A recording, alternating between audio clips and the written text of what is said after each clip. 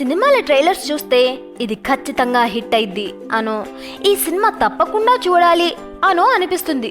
Cinema చూశాక trailer చూసి మోసపోయాననో, మంచి ట్రైలర్ వల్ల మంచి సినిమాని మిస్ అవ్వలేదనో అనుకుంటారు. కానీ ట్రైలర్ చూశాక అసలు ఏంటిది, ఇది ఖచ్చితంగా ఫ్లాపే అన్న ఫీలింగ్ వచ్చిందంటే అసలు థియేటర్ వరకు కూడా వెళ్లరు జనాలు.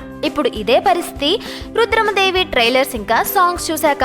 తెలంగాణ ఆంధ్ర ప్రజల్ని ఇంప్రెస్ చేసే ప్రయత్నంలో అసలైన కంటెంట్ ఏమన్నా మిస్ అయిపోతున్నారా, లేదా మంచి ట్రైలర్ కట్ చేయడం చేత కాలేదా అన్న విషయం ఎవ్వరికీ అర్థం కావట్లేదు. ఏది ఏమైనా ఈ సినిమా కనుక హిట్ అవ్వకపోతే ఇంకా Gunasekhar career and financial position రెండూ డేంజర్లో పడిపోయే ప్రమాదం ఉంది. ఇలాంటి మరిన్ని గాసిప్స్ కోసం మా ఛానల్ని సబ్స్క్రైబ్ చేసుకోండి. E3 అంటే ఎంటర్టైన్మెంట్.